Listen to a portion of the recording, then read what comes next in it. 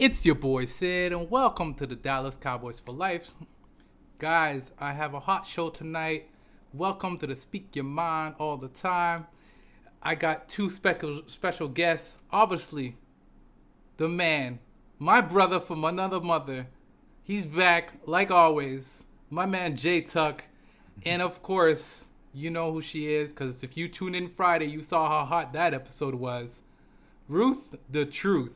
So, without further ado, Ruth, I want you to let you know where to find you. Let the fans know. Give them all the info.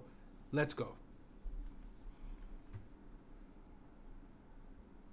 Oh, Ruth, mute. You're muted. We cannot hear you. Sorry about that. There we go. I'm there back. we go. Hi out there, Dallas Cowboys fans. Thank you so much for tuning in to the Dallas Cowboys for Life YouTube channel. It's my boy Sid over here with Jtuck. I've got a lot of new things coming up. There's two podcasts that I will be kicking off next Wednesday. I have a Tom Gronkowski show that's going to be strictly talking about Tom Brady, Rob Gronkowski, and their move to the Tampa Bay area. Then I'm also kicking off an all-female sports podcast called Beauty in the Cleats, kicking off next Wednesday as well. So make sure you guys are tuning in because your girl's got a lot to say. Yeah, man. Ruth, it's a pleasure having you on. The show on Friday was hype. The amount of people were asking who you were, and I had to bring you back on. So tonight won't be a short show. We know it. That's why I brought Ruth back, so that we can go at least an hour and a half. Yeah, because I had so much more to say that day. There we go. All right, Jay. I didn't forget about you, bro. Let the fans know where to find you. Yeah, man, you guys had a fire show. I was watching on my lunch break, man. So I was like, oh man, I like her because she was putting Sid in his place where he needs to be. Because where I couldn't do it, she was doing it for me. So yeah, Jtuck, man, Cowboys fans only. Go ahead, comment, like, subscribe, turn the notification bell somewhere down there. Also, follow me on Twitter at Jtuck151, and then my Instagram is at Jtuck151. And then, of course, our Facebook page, which you're probably watching it now, is Cowboys fans only. So go ahead and give it a thumbs up. Yeah, man. Guys, for those of you who are watching on other streams, please tune into my channel as well. Click that subscribe button. It's Dallas Cowboys, the number 4 life. And, of course, check me out on Twitter, SidDC for life. I follow everyone back. If you're following me, I'll follow you. So with that being said, Be careful with that.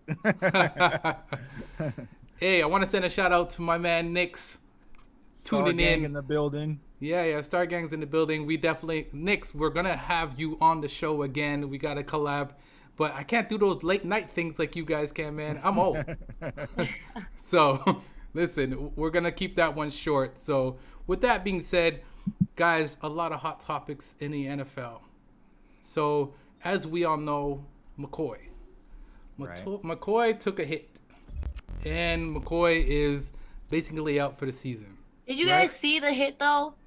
Yeah, it was minimal contact. Right. I'm like, and it always seems to happen that way when they're like not trying to hurt each other, and then someone accidentally just slips up. I was very shocked to know that he's out for the season after that fall, but. I mean, 32 years old, I guess time is catching up to him. Yeah. Out for the season and released. Right. And released as of today. And so Jtuck, you were chiming in on this on Twitter. I saw it. You and Dave started going at it, but guys, that'll be Thursday. But I want to hear your take on it, Jay. Well, what I was trying to say is we vividly remember Gerald McCoy was kind of going on an outspoken tour before any practices was made. During this off season about Jerry being silent when it comes to the whole social justice issues and different things like that. He was on First Take, and he was one of the front runners calling Jerry out to speak. So what I was trying to say is, granted, of course, Jerry had high hopes for Gerald McCoy, but you don't want to disrupt your relationship with Jerry Jones before you even get started as being a Dallas Cowboy. Like, that's like rule number 1. And so what I was saying when we figured out today that Gerald McCoy got cut, I feel like there was a part of that went into it. And the reason why I said this, last night, Gerald McCoy sent a text out. I think James Slater tweeted it, how he was still going to work with the Cowboys. Don't focus on him, focus on serious issues. He's still going to be around to help the team. to progress and get the younger guys up to speed. That was last night, okay? So last night, he was still thinking he's going to be a Dallas Cowboy.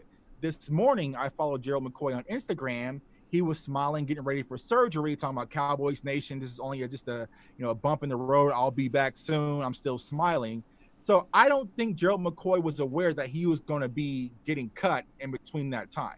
I think the news kind of came out probably around noon today or so, given the take that he was probably getting out of surgery. Then that's when he was going to be cut and was notified that he was no longer a part of the team. Now, yes, for a business perspective, it made sense because there was a clause in his contract where the Cowboys were able to get out of his deal and actually save money. But I feel like from a personal relationship standpoint, there was no sense of urgency. They could have waited till Thursday or Friday to cut Gerald McCoy. But the fact that they were like, oh, well, remember that clause that we put in his contract? Okay, let's go ahead and cut him today while he's going under the knife. That was kind of shaky as far as the relationship with Gerald McCoy and the Cowboys. And I feel like Gerald McCoy calling out Jerry had something to do with that. No, I definitely understand where you're coming from. And I actually remember watching that First Take episode where Gerald McCoy was literally calling Jerry Jones out specifically by name.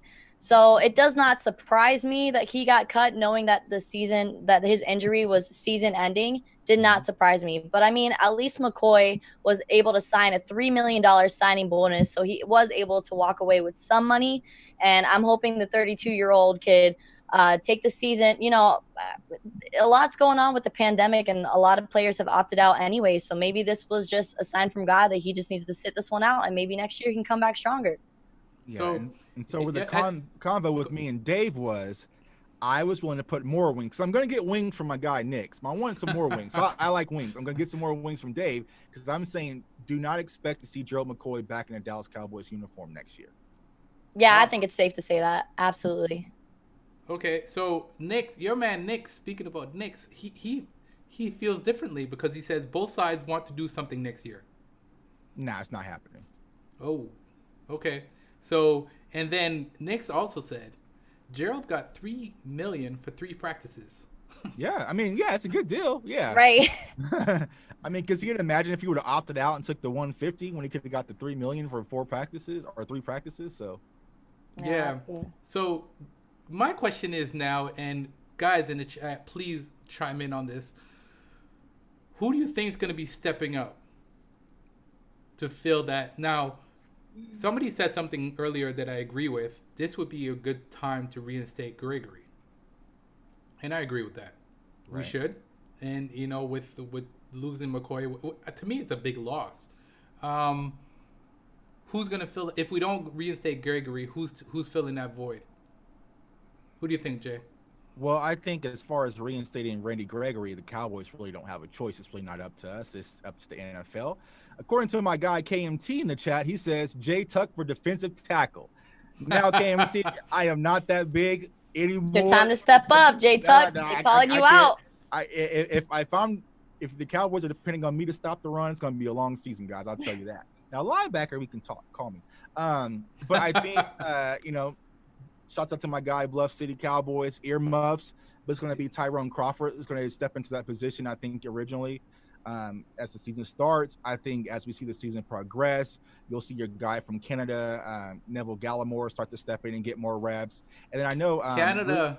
And I know, Ruth, you covered UCF, so probably Tristan Hill. There's been a lot of great reports about Tristan Hill stepping in and playing well thus far in practice. So I think the opportunity is going to be for these young guys to really step in. But for the most part, Tyrone Crawford is going to be that bridge. Yeah, I'm glad that you brought up Tristan Hill because I really enjoyed him playing for the Knights. I think he was a great defensive tackle, and he really stepped his game up. And I would love to see him get a chance to make something happen for the Cowboys. Yeah, I agree with you. But I'm rooting for Gallimore. The reason, and I'm sorry, I'm gonna be biased, but he was 2 hours from me. That's his hometown. So right. He's a Canadian. So it's rare that anybody from Canada makes it into the NFL. I think that if you count it, I think there's like maybe between 10 to 20 players that actually make it into the NFL from Canada. So, well, I think Crawford's Canadian too. You see? Yeah. I'm gonna have to go research that. Is he Yes. really? Yeah, Crawford. I think Tyron Crawford is Guys, from Canada please, as well. somebody Google Crawford and tell me where Crawford's from, please. I just want to jump in the chat. I want to send a huge shout out to my man Jason Jeremy. Thank you for tuning in, man. This guy's always supporting. I appreciate it. We also got Dave, I think, chimed in as well. Oh man. No, Darren Smith. Sorry, Darren Smith. Huge shout out to Darren Smith. He says, "When are we gonna talk about the Chiefs? Ain't nobody trying to hear about the 8-8 Cowboys." Yeah, man. Like I told Darren man. like I told Darren on the Facebook today, I got something special lined up for you, man. I let Big Game James get the first swings at you, but I'm coming second, man. Don't worry, Darren. We'll talk about it. Yeah, so Tyrone Crawford is Canadian, so definitely. Tuck me I just knowing. learned something today. I appreciate that. Yeah, he's So, from Ontario, Canada. Yeah, there we go. Zayi, I hope I'm pronouncing his name properly. Thanks for tuning in. Huge shout out to you as well. And of course, Soul Flow is in the building. What's up? What's up, Soul Flow? Thanks for tuning in, man. And shouts out to my guy Nate Rosario as well. He's the crazy guy in the chat, man. I want Nick Bosa. He's gonna be all over the place this chat. I already know he is. But shouts out to my He guy. always is. We know him. So yeah, huge shout out to Nate as well. And oh my word, 88. Huge shout out to him as well. He said especially when we get Marvin Wilson in the draft. Too early to talk about draft, to be honest with you, man. It's way too early to be talking about the draft. We haven't even started the season. Yeah, let's get the season first, and we'll start talking about the draft. And the season is happening because I watched a video from your guys' last podcast I think you did with Jtuck, where Jtuck is feeling like the NFL season's not going to happen. I disagree with you, buddy. There's too much money on the line, and if the NBA and the NHL can have a successful season and be able to crown a championship or to crown a champion, I think the NFL is going to follow suit. Yeah, I apologize because I would say that I am wrong because I forgot how greedy the NFL is, and they're not going to care about safety or procedure or protocol. Whoa. They're not, and so they have plenty of money to make it happen. If they need to have like a bubble scenario to make it work, I could see it happening. They have all the money in the world to make it happen. They didn't have a plan for it. Their plan for it was not to care about it and just go for it. Because you see that there's a lot of teams that are not having fans. Our team's having fans. I think Kansas City's here now. They're down to 20% stadium capacity.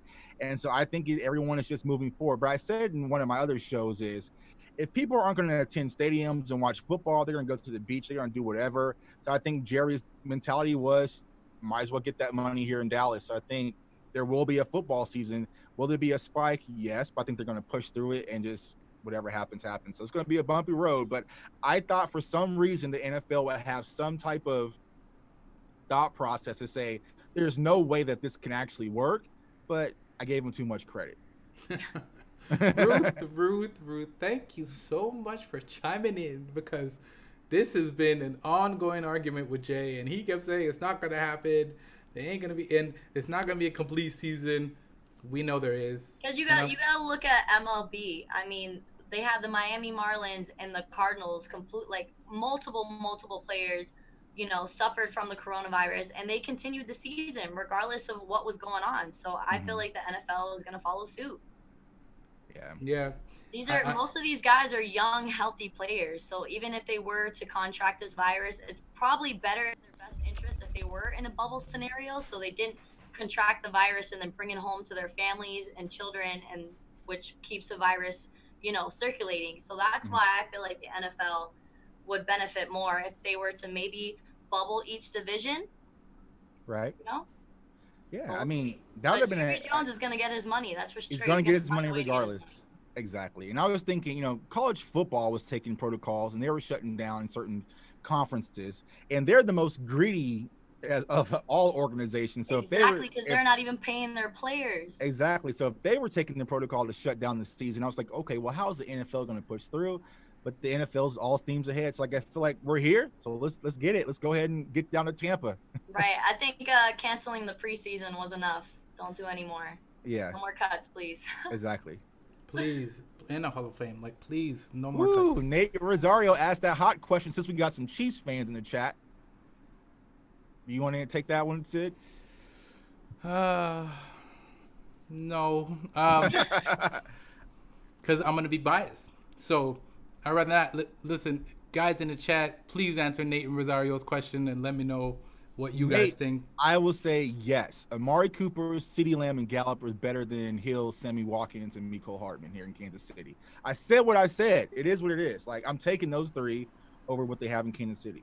So, So since we brought up the topic about all those guys, let's flip over to the topic that I definitely want to jump into. So Mike McCarthy was asked, how big is it to have quality number 2 wide receiver in Michael Gallup? And he responded, let's make it clear. Michael Gallup is a number 1 receiver in my view. Mike McCarthy says Gallup's tape was one of the most impressive parts of his offseason research. What do you guys think about that? Do you guys think... I'll be right back. What message do you think that's sending to the other receivers? I think the message that it's sending is that we have a dynamic offense. Like I was going back and saying with Nate, we have a dynamic offense full of 3 number 1 receivers. And so I feel like Mike McCarthy was absolutely hit the nail on the head, is that Michael Gallup is a number 1 receiver. I feel like if he was playing for some other teams, he would get a lot more credit than he does. I think it's just because he's in Dallas, and I think there's kind of that spotlight of Dak and Zeke and, even Amari Cooper that kind of overshadowed what Michael Gallup did. People got to understand Michael Gallup, we spoke about this off air, but Michael Gallup had some injuries last year, and granted he did have some drops, but he put up over 1,000 yards. And so he's fully capable of putting up a number 1 receiver type stats in an NFL organization. So I definitely agree. And I think that's going to be our most deadliest weapon, is you don't know who to cover. If you're sitting back from a defensive perspective, who do you want to double team? Okay, double team Amari Cooper. I'm perfectly fine with that. Get killed by CD or Gallup. Take away Gallup on the deep ball. Okay, we'll kill you with Cooper and CD. And so you really have to pick your poison, because we have that dynamic trio when it comes to our wide receiver core. Absolutely. I feel like our Dallas Cowboys are absolutely stacked when it comes to the offensive side of the ball. And as you mentioned, Jtuck, if you're going to double team somebody, that means you're going to leave somebody else wide open. So I hope Dak Prescott utilizes all the weapons that he has, and which he will, because I feel like our quarterback has a chip on his shoulder. He's been through a lot. His brother just passed away a few months ago, as well as not being able to come to an agreement with the Dallas Cowboys when it came to his contract. So I feel like lights are going to be out for the Dallas Cowboys this season. Right. And if you take that away, we have a beast at running back too as well. So it is what it is. Right. One of the top 3 running backs in the NFL. Anybody has anything to say about that, please shoot me a text or whatever you got to do. I'll argue with that all day. So my man Nick says, I've been saying Gallup would have been the first round draft pick if he played in SEO. In the SEC. SEC. Or SEC, yeah. But then he hashtag SEO.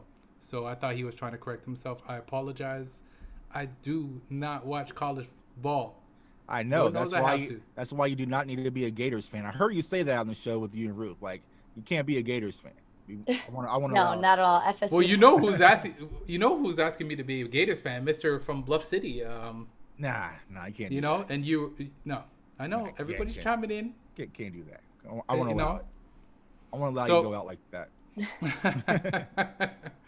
Yes, that's a real friend. That's a real friend. Right. He always has been. So, do you guys think that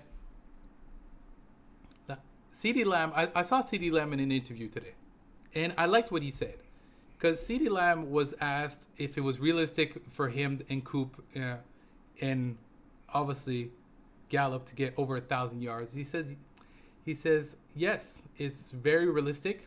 That's what we're working for day in and day out. We are going to hold each other accountable, especially as me being a rookie.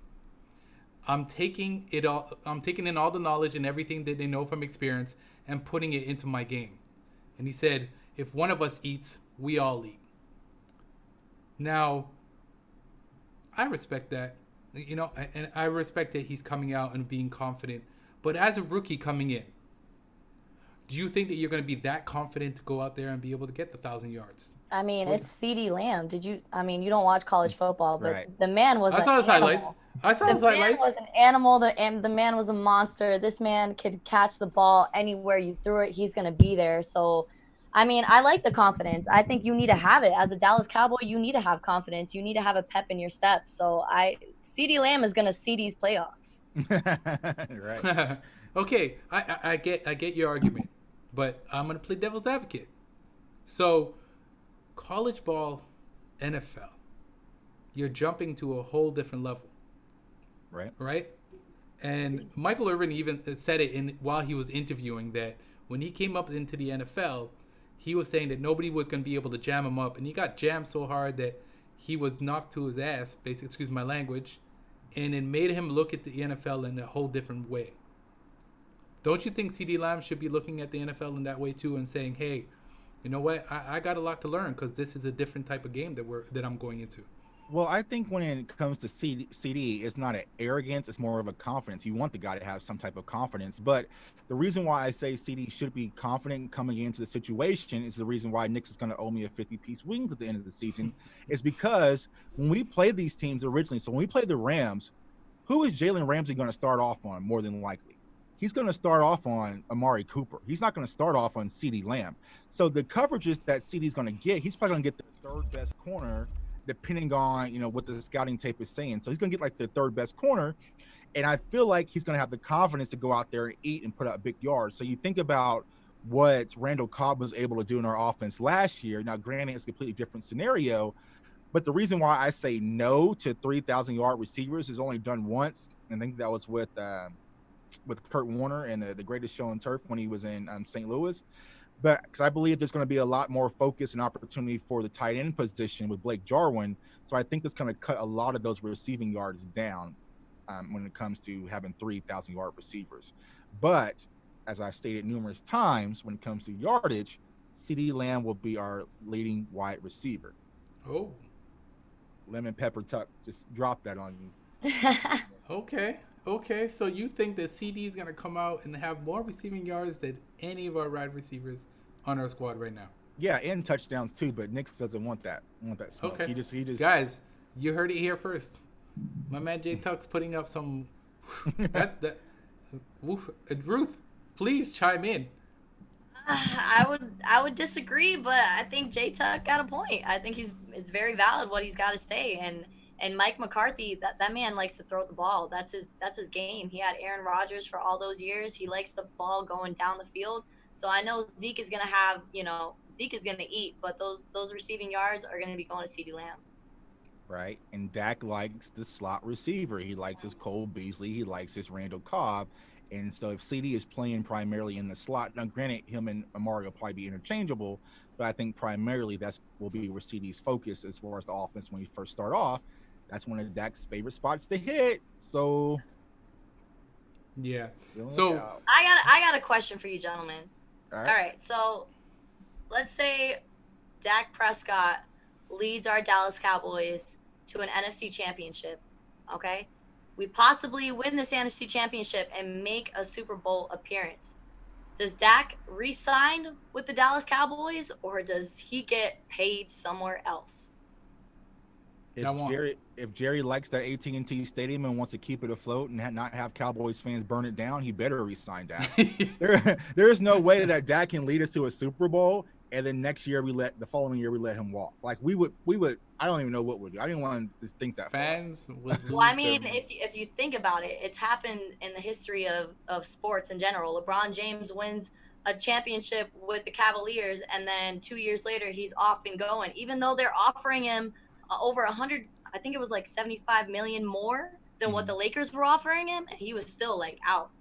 I think that was kind of different because that was a bad relationship between Cleveland and right, the organization itself, the organization. Like the owners. So I hope that the relationship isn't that bad with Dak and Jerry Jones. But like I said, if we get to a Super Bowl and they're even close or they sniff a Super Bowl, there's no way that they can let Dak walk. I mean, if they have to, they'll probably franchise him tag again, but no way they let him walk. But he deserves his money. He deserves the money. So. Yeah, and I don't think they'd let him walk. Who why do you think was Jtuck? Why do you think was the reason why the Dallas Cowboys could not get it done with Dak this season?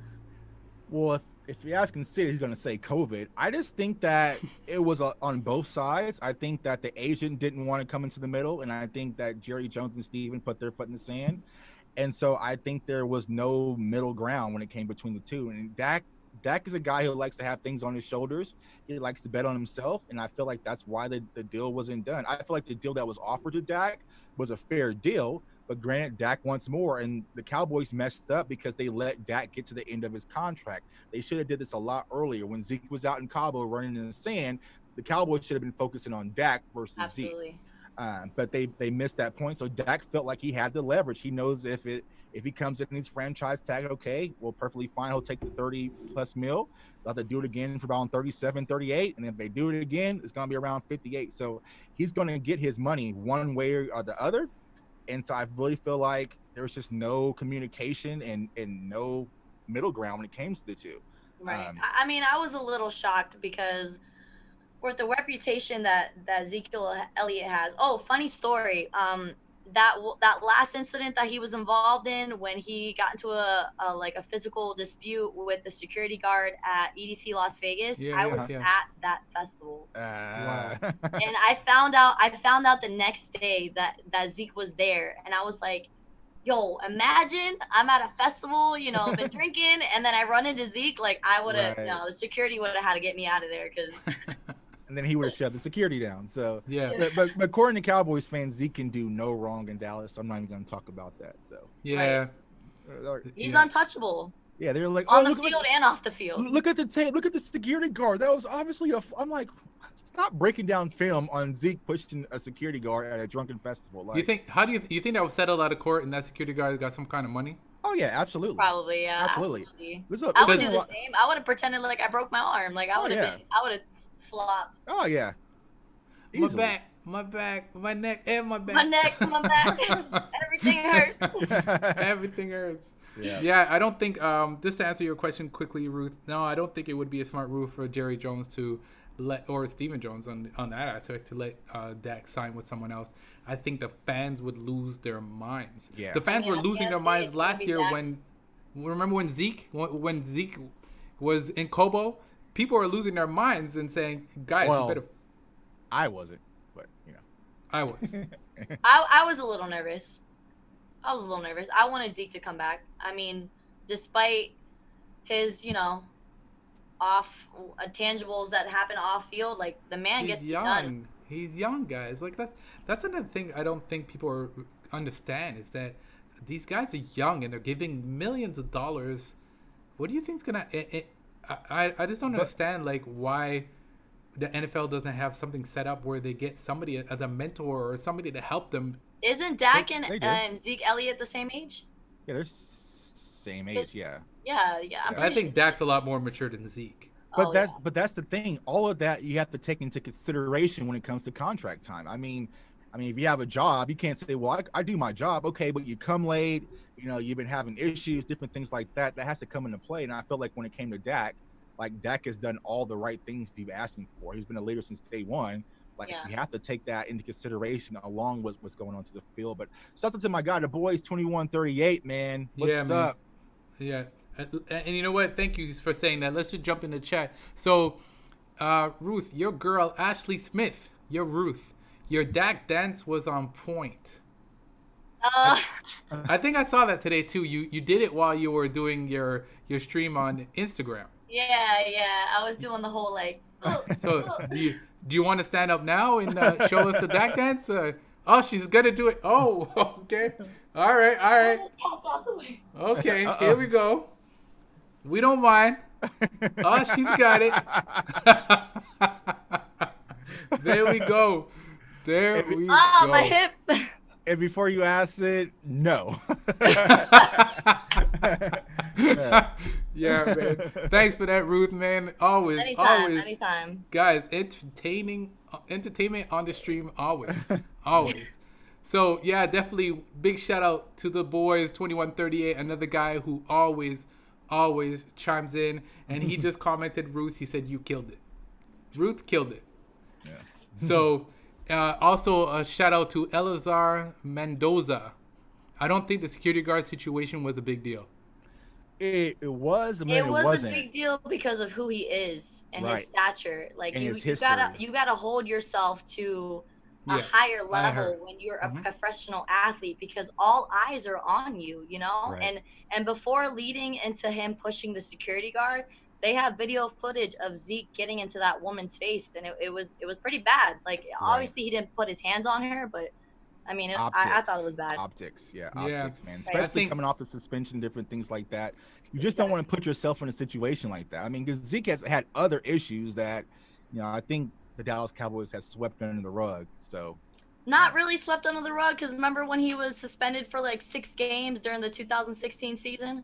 yeah, Yeah, but but remember when that that one guy in accident. the club that got knocked out and all of a sudden he just magically disappeared? You remember that situation? Yeah, Okay. it Yeah, was there's the like car accident. The car accident too. That was yeah, covered up. and then the Vegas fight. So there's been some issues that I think the Yeah. Cowboys really I like I mean, the said. man can't be perfect, no? Yeah, but I But mean that, like look I at Dak. said, yeah, I mean Dak has represented that brand. Like when you wear the star, there's a lot that comes along with it, and I feel like going Absolutely. back to the whole story about Dak getting paid, like Dak has done everything the right way. I mean, think about it. If we're sitting at the end of the year at our job and we find out that we don't get a raise, but the person's been coming late and doing all this shady stuff, they're getting a raise, you're gonna be pissed off too. You're gonna feel some type of way. So I No, mean, I agree. granted, Dak and Zeke are boys, but still, Do you think the that played into the reason why Dak did not agree to that 5-year deal? I think Dak is really trusting his agent, which is the scary part. I think he's trusting his agent, and he's just going to follow him tooth and nail. I mean, granted, Todd France has just been released from CAA. A lot of his other clients have also were franchise tagged this year, and so I think Dak's going to follow this guy and continue to play the ropes. So we'll see, but eventually, someone's going to have to meet in the middle, and I think it's really going to have to be a conversation with Dak and Jerry Jones and the organization to say, "Hey, man, like we want you here. This is what we're trying to do. We Yeah. just can't, like, let me work this out for you a little bit, and then we'll come back in 3 years and we'll restructure the contract. We'll find a way to make it happen." Now it really comes to, does Dak really trust that? I think if it comes from Jerry, it's a more likely chance for it to happen versus if it comes from Steven, Dak's going to be like, hell no, because who would Right. trust Stephen Jones? Yeah, Right. exactly. I just want to jump into the chat. So, Jay Merlstein, you know your friend Ruth. Yes. I know I'm destroying his name again. Marmelstein. So he said, Ruth, get it. Ashley Smith, that's my girl. We love you, Ruth. Just a pretty face. Woo. I love you guys. Thanks. SoFlo, you can't, man. He's saying, leave my guy Zeke alone. Listen, I got the man back. So people act like I'm a Right. Zeke hater. He's right there, like right back there. and I got his jersey coming. I got CD and Zeke's jersey coming. So Yo, I'm just whose waiting jersey, for it to get in the whose mail. jersey should I buy? Because I haven't bought a jersey in like 3 seasons. That's, You have I was Zeke? thinking about that today. I want a new jersey. I just can't figure out who. I mean, if Dak re-signs for a longer deal, then I would buy a I have Dak. Dak already. I would buy a Prescott jersey. Let's ask the chat, guys. It's Chime gonna in. be CD. Like the CD Lamb is gonna be the highest That's gonna selling be- jersey. Yeah, well, Michael Irving already said number 88 is the hottest selling jersey of all time. So Yep. that's what he claimed today. I don't know. So guys, chime in, please. Everyone suggests what jersey should Ruth get next. Tyron, okay. That's a good point that Mendoza just brought up, because I just said that to myself. I was like, I need to show more respect to the Cowboys O-line and buy more offensive line jerseys. So I was either thinking about getting Tyron Smith or getting a Travis Frederick before they're all canceled out and they're like classic jerseys and now they're like $200. So I was thinking about Yes, either yeah, one of that's those guys. Travis Frederick for sure. So I And think, Yeah. yeah. Tyron Smith, absolutely. So Cowboys face, thanks for tuning in. Hey Sid, didn't like that they released him during the surgery, but it's all good. Wish him the best. Let's move on. Go Cowboys. That was cold. Jerry didn't like how he went on the first take and called him out. So I mean, Yeah. I guess they're even. Exactly. See, now Ruth gets it. So I think, like I said, it was just a shady business, and Jerry's just like, you know what? This guy went on first take, called me out. Hey, we have a clause in this contract. Sorry, Yeah. Guys, I want to thank you guys for tuning in. I'm just going to, while we have the opportunity, guys, definitely go click that subscribe button on Jtuck's channel, Cowboys fans only. Definitely go subscribe to my channel, Dallas Cowboys for Life. And Ruth, just hit her up on Twitter, man. She has so much going on. She'll inbox you and And give I'm you all just the getting information. started. Like, I only started podcasting. I want to say my first podcast was during the NFL draft back in June. Maybe was Wow. that June? No, that was May. Like yeah, No, April, I like can't yeah, remember. almost early May. Yeah. Yeah, early May. And that was so. I'm just starting off, but I mean, I think I found my little niche. Yep. Yeah. So with that being said, everybody's chiming in. So Soulflow says CD Lamb jersey. My man Nix, he says you should get a Zach Martin jersey. Cody, thank you for Yes. tuning in. Cody, That's he says my Dak hating brother. He said Diggs. he says Diggs jersey. And the boys 2138, I just bought another Zeke jersey and Diggs jersey. Why two jerseys? I don't know. Maybe you could let me know why you have two Zeke jerseys, but okay. Different colors, man. Yeah. Right. Okay. If Yeah. that's what it is, please tell me. This McCoy injury breaks my heart. The boys 2138. I think we were all heartbroken, but Nick said it earlier, and you guys talked about it. When you saw him fall over, Nick was saying that he got his foot stepped on and then pushed. Yeah. Oh, okay, I didn't see the foot. I didn't see the stuff on. foot thing either. Yeah. So definitely, I don't But know. I mean, I'm glad that he was super positive about it when everybody else around him was freaking out. So that's something Mike McCarthy mentioned during the press conference, that he was very calm and positive and like, don't worry, guys, I'll be back. And Yeah. then the Yeah. Cowboys went behind his back. And Jerry No, you Jones was won't. like, "Yeah, psych." Yeah. I No, you lied. won't. So the boys No, 2138 says it's hard to be a leader when you aren't on the field. Please elaborate on that. I'm not sure what he means by that. And Bluff City Cowboy says support the big fellas, get the Gilmore. Yeah. Yeah. Yeah. See, obviously, like I don't really buy, like, my rule is never to buy rookie jerseys, but CD was different. So like I ordered CD like off the jump because one, I wanted him, but I didn't think we were gonna get him. So I bought CD off the top, and so I just kind of find out what's the proper moment to brush this jersey out. Like I feel like it's this jersey that I have to wear at the stadium. Like I can't wear it at home because like I need to walk through AT&T Stadium and everybody look me in my eye when they see me walk out with that CD Lamb 10 jersey, not 88. So yeah, you I got your thought he was CD. wearing 88. No, but Jay will tell you the story. Go ahead, Jay. Yeah, I Yeah, got it. no. I got it. So as soon as he was drafted, I went on the pro shop and ordered it. So he announced that he's wearing 10. And so they already pressed it up as number 10 jersey. So I just called the pro shop and was like, hey, don't change that. Just keep it as it is. Like, keep that 10 and send it to me. And so they're able to send me that one as a 10. So it's probably going to make a limited edition, man. So It's probably going to be worth something eventually. yeah, especially once it's signed and, you know, all that stuff. Oh, you're going to get... Okay. Yeah. So Speaking to existence. I've been waiting for my CD Lamb jersey for 3 weeks, and we will have, me and Jtuck, in a couple of weeks, we'll have a big announcement about a CD Lamb jersey. Forgot about that. So, guys, keep tuning in because we're going to have something hot coming to the channel. So, with that being said, speaking about the big boys, and, you know, a lot of guys are like, oh, you know, support the big fellas, get Gilmore, and do you think our offensive line is solid going into the 2020 season now that we lost? I hope so. I really hope so. We need people to protect Dak. We need people that are gonna defend that. You know, that gonna defend the quarterback. So I'm hoping that we can get it together. Yeah. You said offensive line, right? Or defensive line? Offensive line. Offensive line. Yeah, I feel like our offensive line is solid. I'm not worried about our offensive line.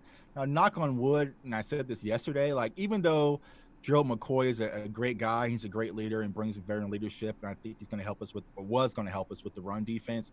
When he went down yesterday, I wasn't like, oh my God, the season's doomed. Like, what will we do? It was just like, it was like, he's like, man, that sucks for Gerald McCoy. I hope he gets well. You know, so it's like, I feel like as far as our Cowboys team is considered on paper, I'm still fully confident. I mean, Everson Griffin was pretty much the stamp of approval for me. I feel like once we got him, it was just like that changes a lot.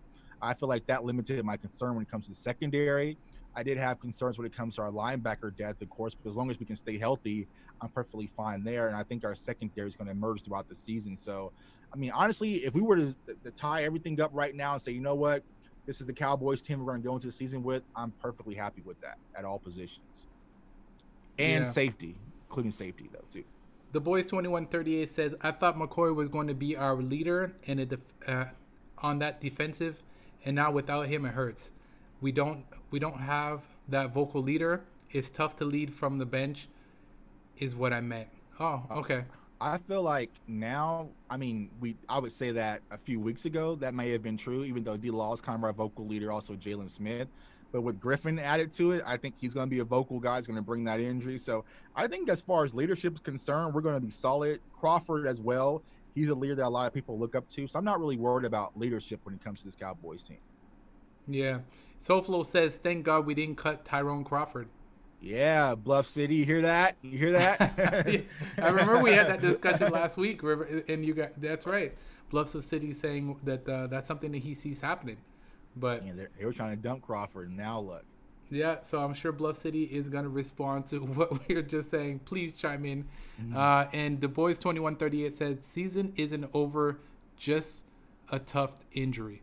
But with that being said, yeah, it's a tough injury. And Jtuck, you said this multiple times, and Ruth is taking some notes. I don't know what she's doing or answering Sorry, guys, texts. I'm watching the Rockets game. I'm Okay.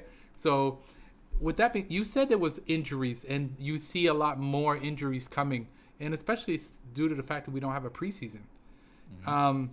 You were right, and I remember saying, you know what? I'm not sure if there's going to be a lot of injuries because it's going to give them time to get ready for the season and so on. And right away, boom, we're less than 30 days away, and there's already an injury. We've already lost a key player. Do you think there'll be a lot more injuries, Ruth? What do you think? No, I'm going to be, I'm not going to be negative Nancy over here. No, there's not going to be any more injuries. At least I'm hoping so.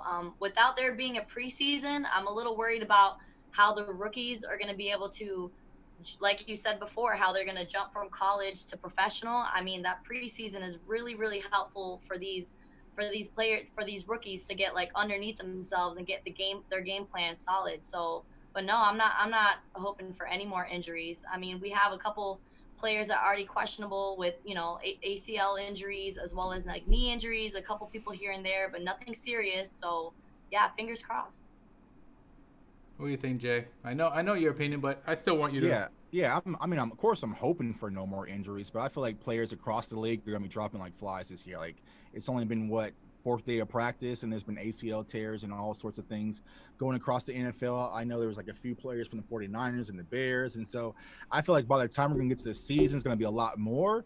And then once we start to play, the players are gonna start falling out, because I feel like not having a preseason, not fully getting the body accustomed to taking big hits and heavy hits, because you really got to think about it. You're going from 0 to 100. I heard Mike McCarthy say, other day in practice that, one of the defensive players pushed Dak down and he fell down, and, he landed on his back. Yeah, landed on his back. So think about, that's kind of the panic mode. Like, oh my God, you pushed my quarterback, and then boom, week one, Aaron Donald's going to try to kill Dak. So it's like, you have to just make sure that your body's prepared for it. Which is going to be kind of hard to do. I mean, a lot of these players, even though we saw workout videos in the backyard, is not really getting yourself prepared for the NFL capacity. And football is a lot different from basketball. We could all just, barely stretch and go out there and hoop a little bit and shoot around and possibly get back in game shape. But football, you really have to prepare yourself to take that type of contact, and not having that type of preseason where you're going to be prepared, because of course you're going to have hard practices, but you're not going 1,000% full in practice. Speed, absolutely. Yeah, exactly. And so, like I said, first game, full collision, just got to kind of close your eyes. So like now it's kind of time where every time I see a tweet from like, Jane Slater or Calvin, I'm just like, just make sure it's not an injury. Make sure it's not an injury. Like, so yeah. Yeah, Connor Williams is still out with an ACL injury. Yeah. From last year, like, dang. Yeah. Sorry, I'm just reading a comment here from the Boys 2130. LVA is another guy who worries me. That first game, every time he hits, I'll be holding my breath. And I've said that, and I think we've spoken about this, Jay, before. And Ruth, I want to ask you your opinion, because, I've said that a neck injury is no joke, and obviously nobody will say, oh yeah, he's not 100%. He's coming out, he's saying he's 100%. The coaches are saying he's 100%. What do you think? Do you think that he is 100%, or do you think that it's something that we should be worried about? Not something to be worried about, but something to proceed with caution, if you will. I mean, when it comes to this, like the seriousness of a neck injury, that's something that needs to be taken seriously. But I mean, if he's cleared by the doctors, if he's feeling all right, then let the boy play. Jtuck, you feel the same way? Yeah, I mean, he can't play the game of football being worried about the injury. So if you're going to go out there, you got to give 110%. And like I said before, I think it's really going to be that first real collision that LVE goes through. He's going to be able to say like, okay, my neck wasn't that bad, or that didn't hurt like I expected it. But you got to understand, when you're playing middle linebacker, your main job is to come downhill. And you're going to have those fullbacks, you're going to have those different linemen coming through the gut, running backs. And so sometimes, and LVE has done this in his rookie season. Like he puts his neck down. He doesn't always take the proper tackling angles to make the proper hit. So there's something he has to be aware of. I think he's going to be fine during the season, but I think it's really going to take that first collision that's going to be like, where we're all like, oh my God, is he okay? And once he figured out he's okay, then he'll be able to play. But when you have a neck, a back, I mean, it could be something that's out of your control. You can just wake up and your neck can hurt or your back can hurt. So, but I think LVE is going to be ready to play for the season, and I'm expecting big things for him. So yeah. Yeah. So I want to chime in on a little something because, and Ruth, I don't know, I'm a huge Dak fan, and I know you guys have seen that Twitter has been blowing up because Dak has thrown a few interceptions, and you guys, I know Wilson picked them off, and and then Twitter Dak does one little thing wrong and Twitter goes ballistic. He sucks. He's a terrible QB. I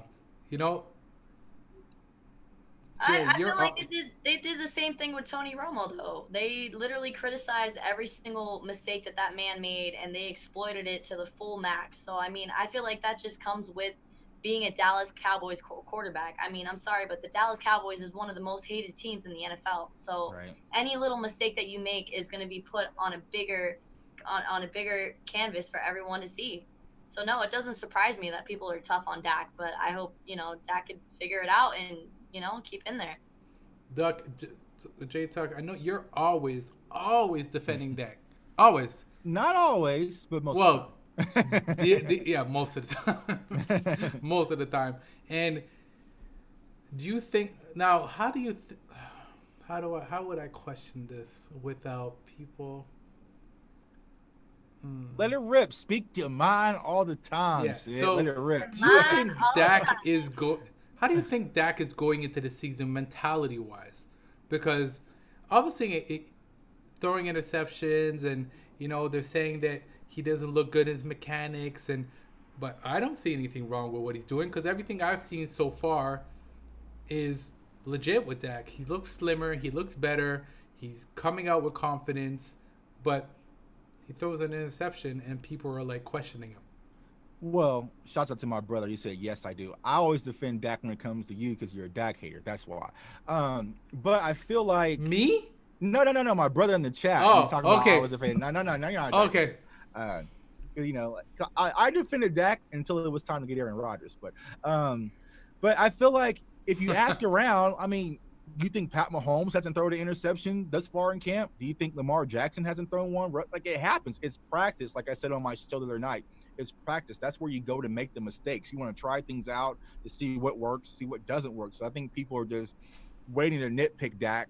But those people who are nitpicking Dak, they're going to nitpick regardless of what he did. He could throw him for 400 yards today in practice and be like, oh, well, it was just practice. But if he throws an interception, then it's like, time to sell the farm.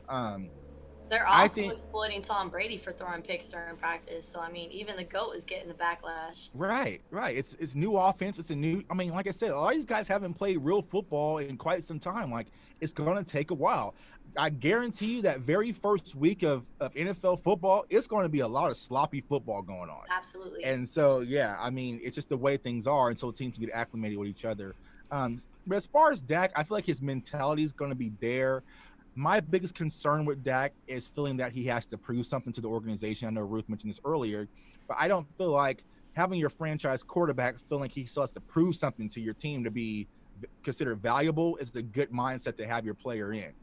So I hope Dak's not pressing. I hope he's not, trying to force things so he can say, see what I can do, see what you can't do.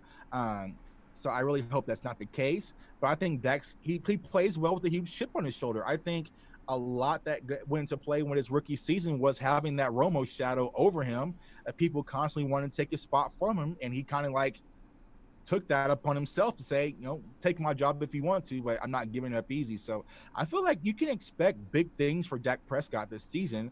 Now, granted, Cowboys Nation, we're going to stay solid, because if there's a pick, if he comes out in that first game and throws the interception and Jalen Ramsey runs it back to the house, I mean, my God, Twitter's going to blow up. First Take, Undisputed, like, did Jerry make the right decision? So it's going to be chaotic, which I hate, because we went through this last year. I really want to be past this whole Dak thing so he can really just play freely, play football, and get to do what he does best, which is help us win ball games. Yeah, so the chat is blowing up and people are asking some legit questions. You said the magic word, Dak, man. Yeah.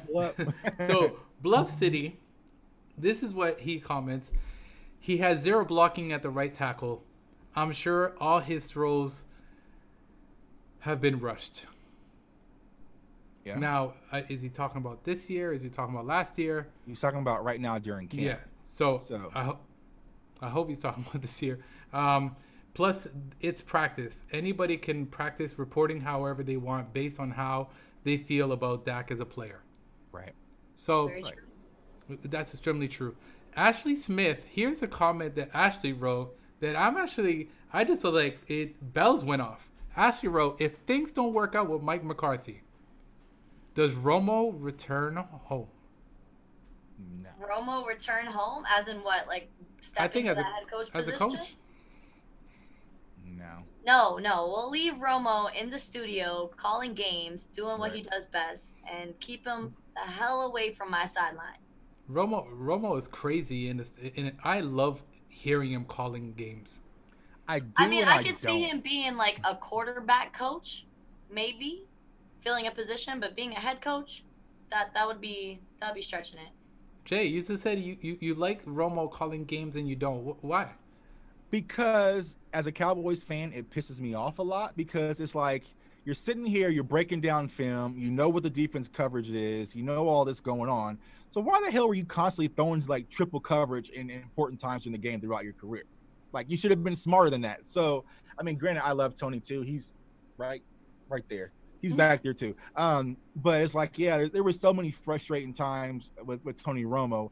And like I said before, for people who hate Dak just so bad for no reason, Tony Romo has given us more bad memories than Dak Prescott has thus far.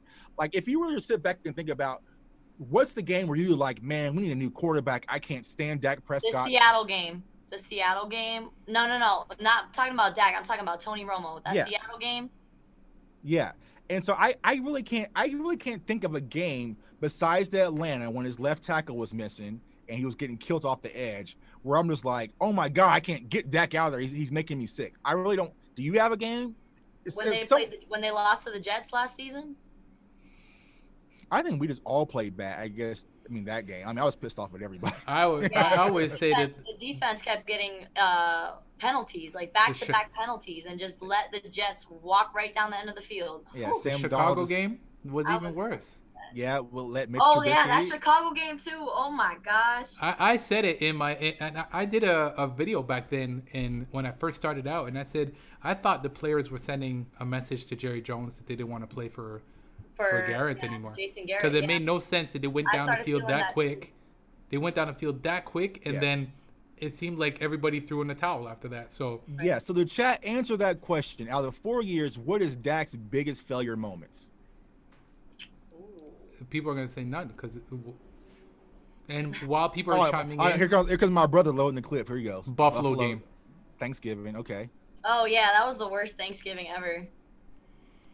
But that wasn't as worse as Tony Romo's game against the Panthers on Thanksgiving. What was it? Two pick sixes he threw, 3 interceptions. All right, so give me another one, guys. Give me another one, chat.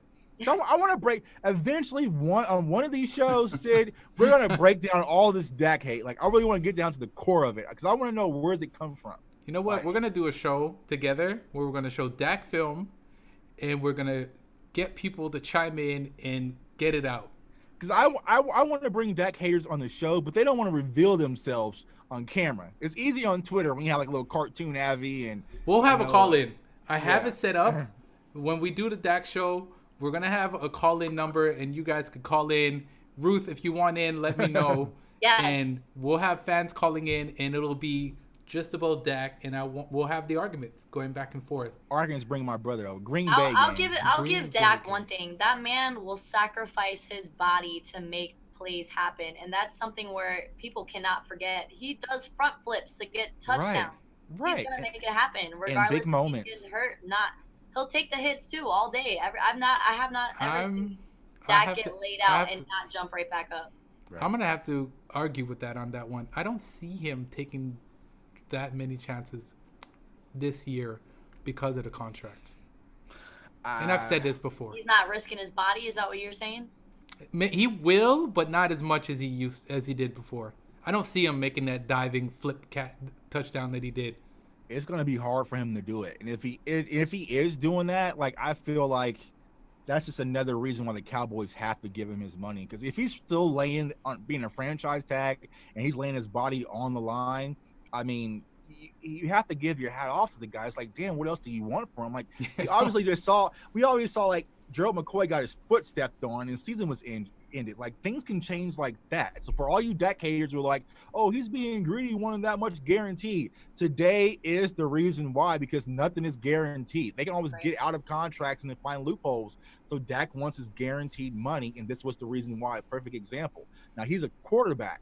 He has people like 300 pounds coming at 4 or 5 speeds trying to take his head off. Yeah. Like, that's why he needs that guaranteed security, knowing that if something was to happen, well, at least my family is taken care of and my future is taken care of.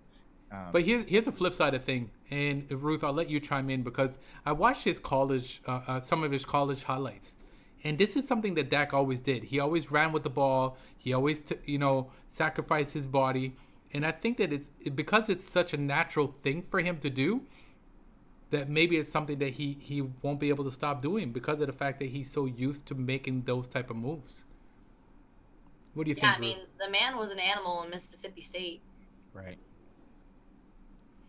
Yeah, I didn't watch college ball, but I went back and watched his highlights, and there was some plays I was like, wow. And you still see that he had that type of game back then.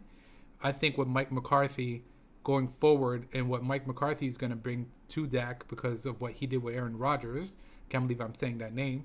But yeah, I think Dak, and I've said it before, I think Dak will be in the Hall of Fame. Whether he's in the Hall of Fame being a Dallas from retiring from the Dallas Cowboys, I think he's that good of a player, and I think that his mechanics and what he's going to bring to the Dallas Cowboys is going to be incredible.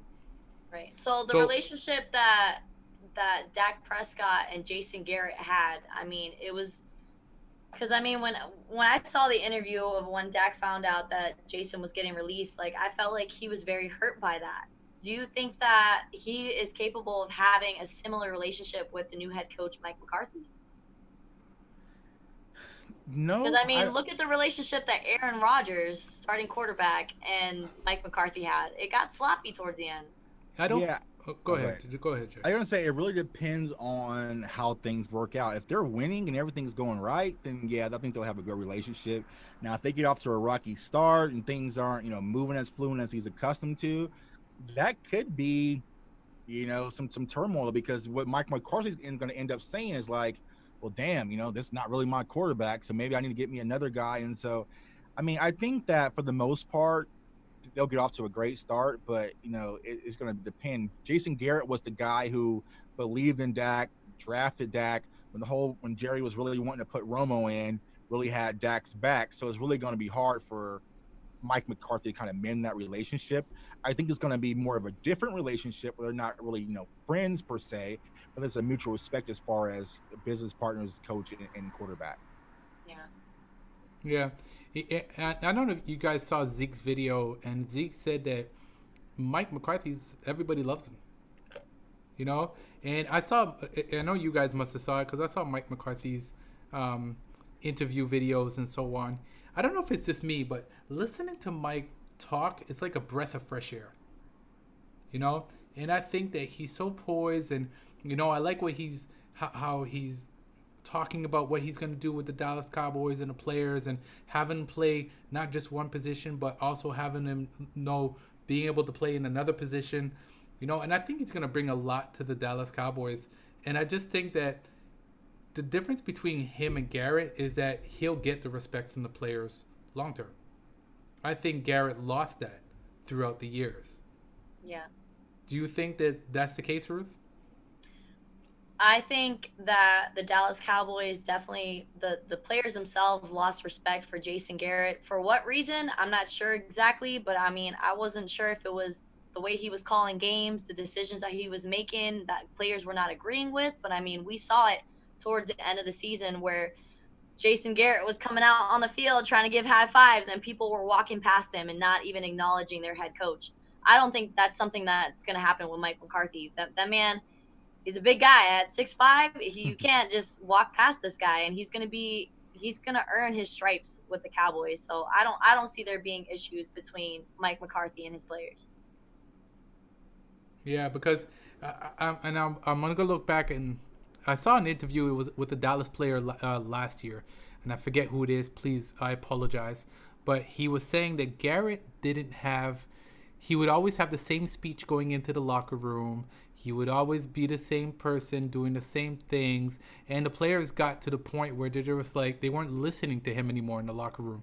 And that's the thing that I think that's the difference that Mike McCarthy is going to bring to the Dallas Cowboys, because he's not that repeating guy. He's a guy that's going to hold the players accountable. And I don't think Jason Garrett held the players accountable for when they didn't run a route properly or they didn't block properly or something like that. I think Mike McCarthy will call these guys out to say, hey, you were supposed to do this.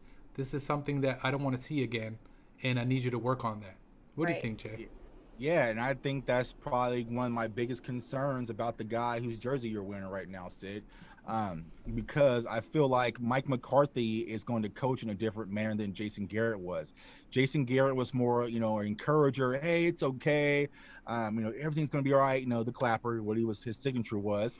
But I feel like if we have Mike McCarthy and all of a sudden it's the game's on the line, the season's on the line, and Amari Cooper's sitting on the sideline, I feel like Mike McCarthy's going to be like, what the are you doing on the sideline? So it's kind of like, how will our players be able to handle that? A lot of players, they don't respond well to that. So I worry about Cooper, who, he's kind of had his issues before. Now, granted, he's been under Nick Saban and, coaches like that, but him and John Gruden, they necessarily didn't mesh well. And so I think that's just something to kind of keep our eye on, because a lot of these players, they were able to coast and, get away with murder because Jason Garrett was just a Jerry guy and was going to go with the flow. But how will Dak respond if Mike McCarthy's over there screaming at Dak because he's running the wrong play or calling the wrong plays or different things like that? Like, it really takes a different type of athlete to handle that, and not every athlete handles it well. So we shall see. But right, that's something that I want to bring to the attention too, was issues that Aaron Rodgers had with Mike McCarthy. Was Aaron Rodgers would see the field and he would call the play that he thought was going to be the right thing to do at the moment. And McCarthy did not take that very well. So when it comes to Dak going into his 5th year with the Dallas Cowboys, it's going to be like, this is my team. These are my players. I know what works well for us. So I worry about that. If Dak is going to feel like, you know what, I got this, coach. Like, you're new here. Let me show you how we run things around here. So that's something that will be interesting to see this coming season. Yeah, I want to send a shout out to the Lunatic. The Lunatic said Jason Garrett lost respect when they saw that they could go over his head and speak with Jerry directly. And I think that's something that Mike McCarthy won't allow. Right. Well, I think that's always been the case in Dallas. I mean, even with Wade Phillips, I felt like the players knew that they can always go above Wade and go to Jerry. And I feel like that was one of the biggest risks between Parcells and Jerry, why it didn't work, because Jerry was trying to overthrow his players. Like, let the coaches coach and let the owners own. Like, sell tickets and do all that stuff, but let me handle what's going on in the field. And I feel like Jerry's going to allow Mike McCarthy to do that for a little bit until Jerry wants to step back down and do his thing. Yeah. So the Lunatic said shoot at Ruth TB12. He led the league in throwaways last year. I'm not sure. Lunik, please, TB12. please elaborate on that. Tom Brady. Yeah, that's what I'm thinking. Tom Brady, he led the league, similar to Rodgers in Green Bay. Similar to Rodgers in Green Bay. I think, yeah, it would be Tom Brady. Mm-hmm. So Bluff City has a question for you, Jay. He says, Right. hey, Tuck, our assistant coach is a player relationship guy. I think he was brought in to take care of all that. Yeah, I think that's a great point. I mean, I think that Mike McCarthy has the staff in place to kind of handle the difficult relationships. And so it might be where like maybe Mike is the bad guy, but you have some of the assistants coming in saying, hey, don't worry about it, man. Get your head back in the game. And I think that was one of the key reasons that the Cowboys decided to keep Kellen Moore is because Dak has a great relationship with Kellen Moore. And so if it ever gets to that point, Dak can always talk to Kellen and kind of see, all right, man, what's going on? What can we help with? This play is really just like the old play we used to run. Just the language is different. So this is going to be your same read, different things like that to help Dak move along. But as we mentioned before, and we mentioned this on the Star game the other night, like Mike McCarthy is hands-on with the quarterbacks. Like he's working with the quarterbacks. He's working directly with them. So I think that's going to really help him build that rapport with Dak Prescott as well. Yeah, I think he's talking about Rob Davis. Because wasn't Rob Davis a mentor speaker anyways? I believe so. Yeah, I think I read up on him a little bit. And I believe that he was a mentor speaker. And he's one of those guys that's probably going to come in and help these young guys and get them to be the level that they need to be. So with that being said, guys, I want to thank you so much for being on Speak Your Mind all the time. Ruth the Truth. Let the fans know where to find you again, please. All right, make sure to follow my Twitter handle down below. That's where I be posting all my podcasts and any information that I have that is new. You guys will find it on my Twitter. I'm actually new to Twitter, so I don't have that many followers, but I'm getting up there and I'm starting to learn the logistics and the analytics of Twitter. So find me on Twitter and at Instagram, Sports Truth with Babe Ruth. Yeah, thanks a lot, guys. Ruth posted a tweet today. She said, please help me get to 500 subscribers. So she's at 48. So guys, please go find her, add her on Twitter so she can hit her mark. Jtuck, please let the fans know where they can find us and you. Well, if you want pure chaos on your Twitter timeline, follow me on Twitter at Jtuck151. Like I said, I follow all Cowboys fans back, the good, the bad, the ugly. Also, subscribe to my YouTube channel, man. Thanks for everyone who's been supporting the channel. We got big things in the pipeline. So Cowboys fans only. Comment, like, subscribe, share, turn on the notification bell. Also, follow me on Instagram at Jtuck151. And if you play Madden, which is coming out soon, you can follow me on Twitch at the Yellow Lit Dab Fam, all that fun stuff. So it's gonna be a fun season. Looks like football's finally around the corner, and so here we are. Yeah, man, definitely. Listen, I want to thank everyone who was in on the chat. If I missed you, I apologize. Send me a message in the comments, and I will definitely respond. The boys 2138, great show, fellas. I'm going to follow Ruth, so definitely. Guys, for you guys who don't know, my channel is Dallas Cowboys, the number 4 life. Definitely find me on Twitter at SidDC for life. And if those of you who play Madden, look up my handle. It's simple. It's your boy Sid. That's how you find me. Send me those requests. I will say, if you can't beat Tuck, come see me. If you beat Tuck, don't come see me because Tuck destroyed me in Madden the other day, and he picked me off I think 4 times. No. Yikes! I think it was like 5 or 6 though. Actually. No. Don't go to that extreme. I think it's 5 though. I think it was Ruth. Don't talk. Cause you play Madden? Nope. No. Okay. So I play Call of Duty, and I play Call of Duty in 2K. Oh, okay. Oh, okay. All right. So definitely come find us, guys. It's been a pleasure. Definitely subscribe to our channels. Go find Ruth. It's your boy Sid, and I'm out. Peace out. It was 6 picks.